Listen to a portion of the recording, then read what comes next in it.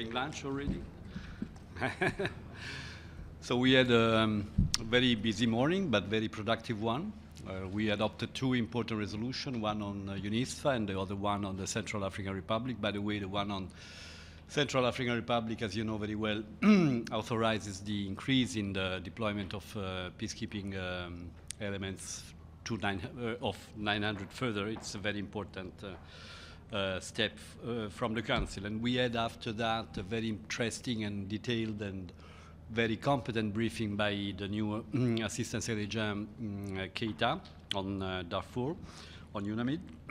And in the subsequent discussions, we had a very productive one. We discussed the developments in the implementation of phase 1 of the reconfiguration of UNAMID and the establishment of the task force Jebel Marra, including on the urgency to open the temporary base in Golo.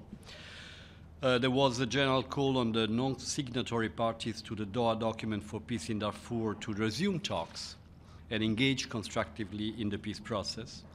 There was support to the mediation efforts led by President Thabo Mbeki of the AU-HIP, assisted by Joint Special Representative Mama Bolo.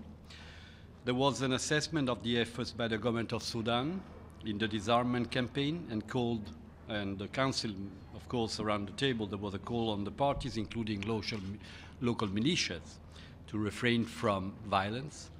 And there was a concern, of course, around the table very much on the reports of violence against civilians and the humanitarian situation in Darfur, which remains, of course, fragile. In particular, the attacks against IDPs and the security situation in Kalma and Sartoni was especially mentioned. That's it. UNAMID. Some of them were being given back to the government, and there were some allegations that they were going to government militias rather than the government itself.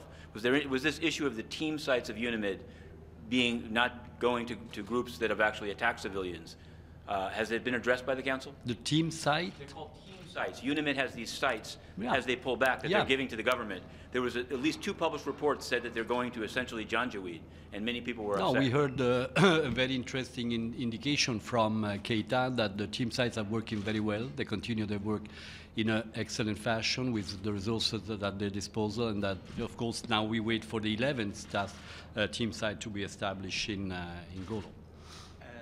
Ambassador, Jim's mandate ends tomorrow. Yeah. Is there a scheduled vote before the end of the mandate? Consultations are ongoing, are still continuing between the members of the Council in view of the renewal of the mandate. We will see. We have not indication yet that we have completed the work, so we still have at least 24, maybe even 48 hours to discuss that, and we will see if it's possible to have a unanimous decision on that. We will see. We still don't know about that.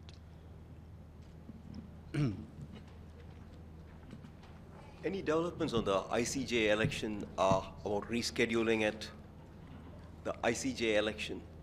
Any we are consulting with the PGA office in view of establishing a date. We are consulting with the PGAs right now. So we'll have maybe news soon. We will see. In the event that the expiration does come tomorrow, if you don't get a resolution to renew the mandate, will that entirely expire it, so it won't be able to be renewed after that, from the 17th or 18th after that? Well, there is a deadline. There is a date set for the renewal of the mandate, and as President, of course, we will do our best to help the Council members and ourselves, of course, to arrive at a decision. But as I said before, we don't know yet what will be the outcome. So we hope for the best. Thank you very much.